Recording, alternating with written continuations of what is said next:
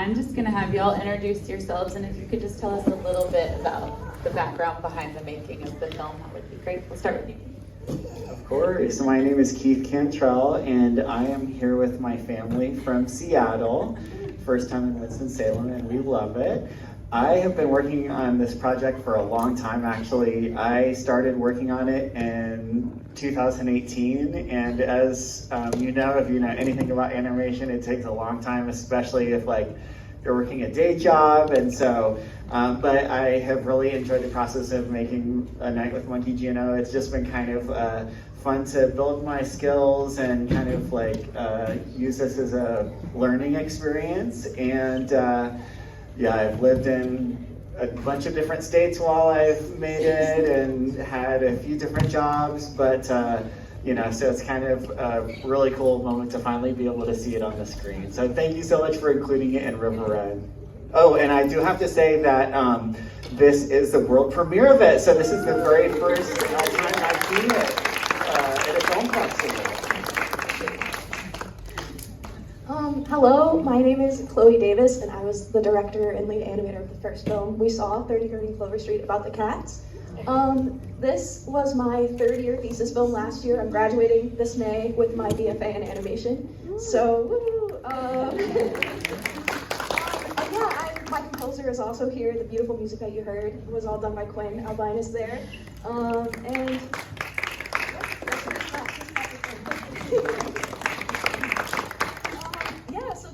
Watching. I don't really know what to say about it. I animated a lot of it. I did all the backgrounds. I love cats. If you have any questions, you can ask me about it. Hi, I'm Caitlin Marie. We did the Dandelion. This is my brother, Garrett. He wrote it. I hand drew it. And we're so happy to be here. I love your films. It's very exciting to see it. So we were kind of going through a difficult time as a family. Our father died 2 weeks after I gave birth to my son, Kilton, who's back there. And my father-in-law passed away shortly after that. So we wanted an outlet to kind of explain this to ourselves, but also to my son as he grew up. And that's kind of where the film came from. But my brother wrote it as an original short story for my mother. And that's kind of where we're at. There's over 1,106 individual paintings in it, and yeah, we had a great time making it. And my husband was the composer, so he's back there as well. And our music is there for him, so all free labor. We'll stay with you and just go back down Okay. if you want. I would love to just talk a little bit, and they're all different styles, but mixing the voices, the sounds with the animation. Can you just talk a little bit about that process for all of you and what that was like? My husband could probably speak to that a bit better, but I will say working with a 4-year-old is an exercise in patience, and oh, awesome! You could be in our next one. It was really, really fun. It was nice to have the whole family involved, but yeah. Well, I also worked with my partner for the music, Quinn, and with that collaboration, and as we all know with animation, it's hard because you have to have everything animated before you can implement any sounds, because it's so hard to change stuff around and everything. And the challenge with this was we started this in August, and it had to be done by April. And this is 8.5 minutes of hand-drawn animation, so that was kind of a lot.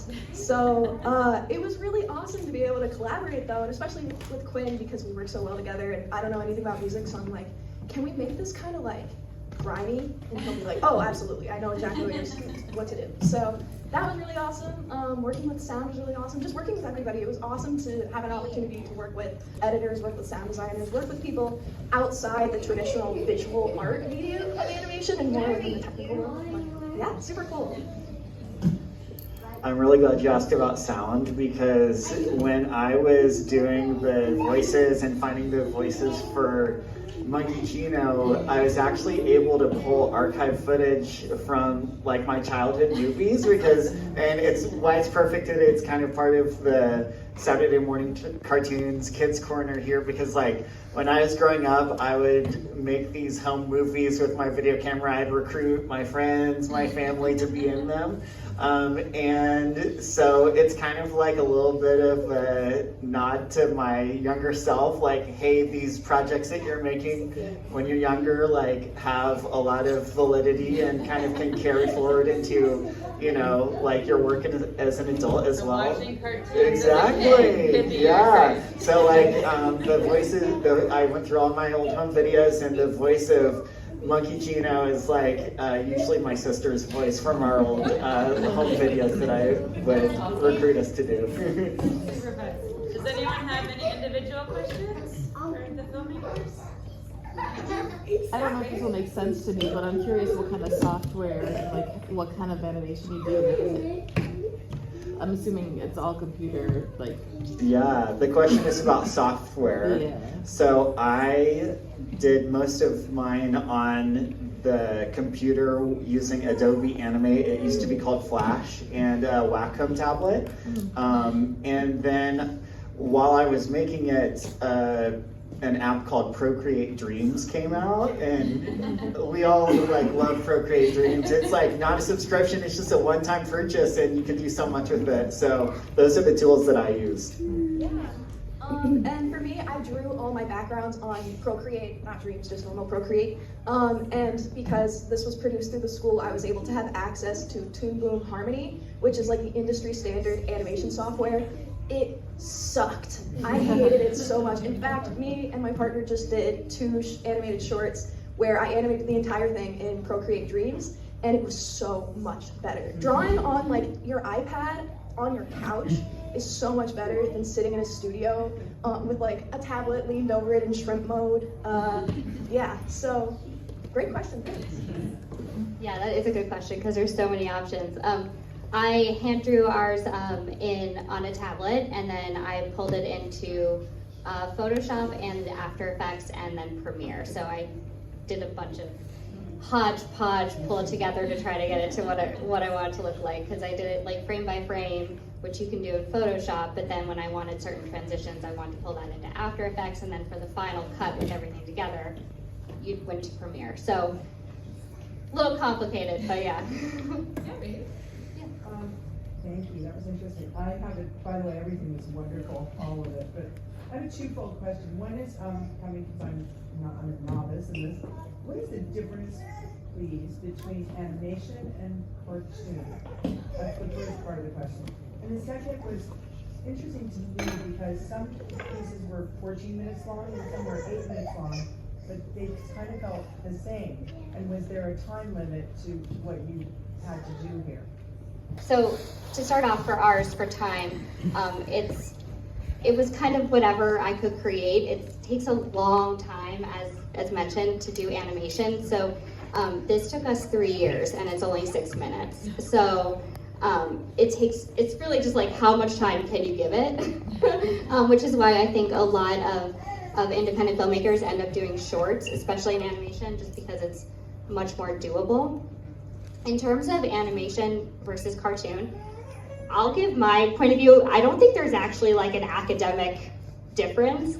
Animation is the technique and cartoon is the craft. Is that a good way of putting it? I would say that animation, you're right, yeah, animation is like the technique, and then I think like, because animation refers to just making anything inanimate moving, animate, like, because animatronics, you know, shadow puppets on the wall, puppets, they're all animation. Cartoons, I feel like, specifically refers to, like, just, I feel like it's kind of a reductive word a lot of the time, used to just refer to, like, you know, the Looney Tunes, what you sit down and watch on TV.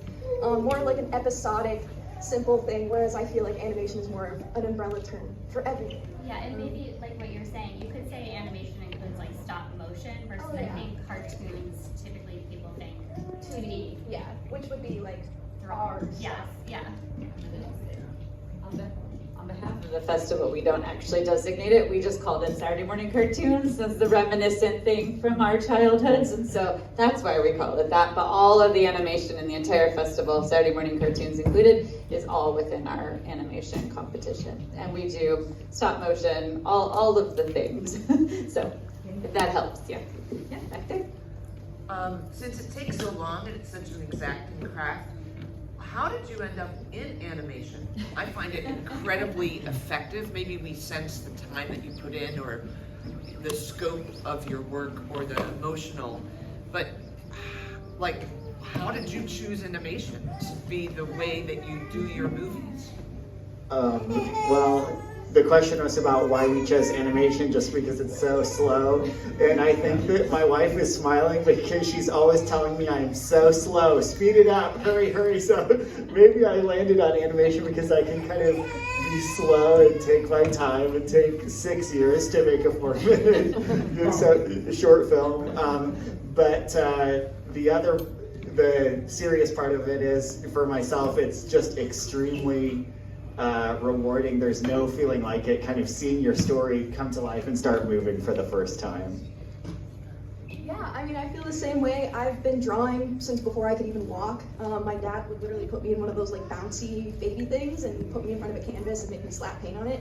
So I've always been like an illustrator in some regard, and in middle school, just animation was kind of the next step of that for me. And I've just, in the same way, fallen in love with making my pictures move, and like, I'm trying really hard, obviously, to improve as much as I can. So even like, I made this, I think almost a year ago today, actually, I think I turned it in. So even watching this back, I was just, wow, I see so many things, mistakes in this, meaning I'm getting better, I'm improving. And it's just so beautiful to be able to do more advanced animations and everything like that. And the time commitment as well, you get a really like emotional connection. You're able to really think about every single detail you're putting into this. Like genuinely almost every single thing you saw was at every moment me asking myself, what I think is coolest in this situation, no matter what it is. What bug is coolest? Bees and ladybugs, you know? But have something to where everything you're visually seeing was created by you and your crew and your team. Yeah, I have a similar kind of answer. So I kind of backed into animation. I was an editorial illustrator and then an art director. So on a professional level, I go to sets and I direct commercials and promos, and I work with a ton of different people. And I think animation allows me to go home and ignore everybody else. Because, you know, when you're standing on set, you might have someone over your shoulder being like, I don't really like that lighting, or can we do it like this? And then, so I can go home and be like, I can do whatever I want. And it takes a long time, but with that comes a lot of creative freedom. And it's an easy way for me to get my ideas across without having to go through 800 pieces of red tape, basically. We have one last question. Yeah, as like a kind of amateur artist myself, I understand you might start in like one completely different place and like end up in another, and like pretty much I guess like what my question might be for you guys, just like can you speak to the kind of process where like you like basically how like things will change from like initially on the page, like what you actually finally end up with, and all like the kind of creative like dander of different ideas and odds and ends that get like left on the floor, picked up, that kind of stuff on the way there. Yeah, so basically, I have a bit of a funny story about this. I started animating the film, and I showed my brother, who's the writer, a few frames, and he said, throw those out. Those are absolutely terrible. I hate the sky was pink, and he was like, why is the sky pink? It should be blue. So, you know, I think like one of the main steps of like starting is throwing a bunch of stuff at the wall, showing it to the people that you trust, and then seeing what sticks. So, I was just gonna say that, like, I think my sister as the artist can tell you like the color story and like what she wants to tell with you visually. Like as a writer, I had kind of had this short story worked out, so it wasn't like she was like, well, where am I gonna go? She kind of had the roadmap figured out. But like visually and what motion, you know, how she wanted to do that, she kind of fit that to my story in our case. So it wasn't really improvisational. It was a little bit more planned and streamlined because she was trying to adapt what I had written into something more visual and consumable. yeah, and I think the thing about animation is that, like what you're saying, like what gets cut, a lot of it is like, I spent like 3 months animating an entire scene that I just like cut out at the last minute because I was like, this doesn't fit. So I try my best to like look at the story. I'll do a rough storyboard. I spent like a few months on color because to me that's the emotional impact of a piece has a lot to do with color. And then what does the line texture look like? What does the background look like? Creating the world around it. And then I kind of let myself go crazy and I just animate and draw whatever the heck I feel like is the most like interesting to me at the time. And then in the final stages, that's when we start cutting everything, showing it to, you know, my writer and my composer and being like, this is gonna make it or this doesn't. I kind of describe it like I'm sculpting because I'm adding stuff, I'm taking away stuff, I'm adding a shadow here. And it's a really similar thing with me in animation where I always start with a storyboard, which basically is just the roughest sketch of the entire thing. And then I'll put that to time. And then for this one specifically, anyone who would look at me on the street, I was like, do you want to watch my storyboard? Can you tell me what I should do better? So just getting feedback, I think from that original storyboard to now, well, first of all, the original storyboard was 3 minutes, so obviously a lot changed. And then I love moving my characters around after I finished animating them. And like, you know, this one should be closer to the camera. Let's add a camera movement. Let's do this. Just like, I love changing things. I just love adding stuff. Of course, you know, when you're working for free, you have to be careful about that sort of stuff. So within reason. But oh my gosh, yeah, like adding characters. You can't know what's not working unless you do it. And one thing we're always told in school is that you have to push something, exaggerate it until it breaks, and then you know where the limit is. Because the beautiful thing about animation is we can just go make things as zany and crazy as we want, or pull it back in, and the only way to really know how impactful something is, how heavy something can hit, is to really just push it as far as you can, and then fix it if it needs to be fixed. So, yeah.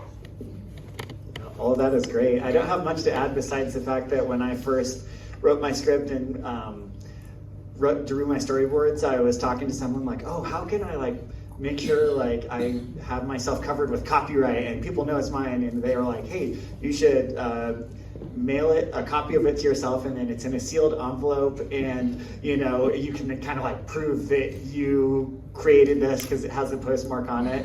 And so that's what I did. I don't really know if that's accurate, but what it did do for me was it kind of served as a time capsule when I finished it all those years later, because like I opened it up and looked at my original storyboards and read my script, and it was kind of funny to see how much it had changed, because I agree with everything they've been saying about being sure to try and experiment with lots of different styles and ideas and plot points, but also what stayed the same throughout all of that, because that's kind of what kept me going throughout the whole time, is just that kernel of an idea that I fell in love with and that character that I really wanted to bring to life. So, and I, since it is the world premiere, I wanted to celebrate by bringing some stickers, and I definitely brought enough for everyone. So I don't want anyone to leave here without some of my stickers. So. On that note, we have, as we mentioned earlier, cake and with you, so I'm sure y'all will be there as well. But we have a beautiful cake to celebrate this amazing thing, and I really want to thank all of you so much for your beautiful work and for sharing it with us and being here, and all of you for being here. If you want, you'll go out these doors, down to the elevators, take a left. Thank you guys so much for being here. We really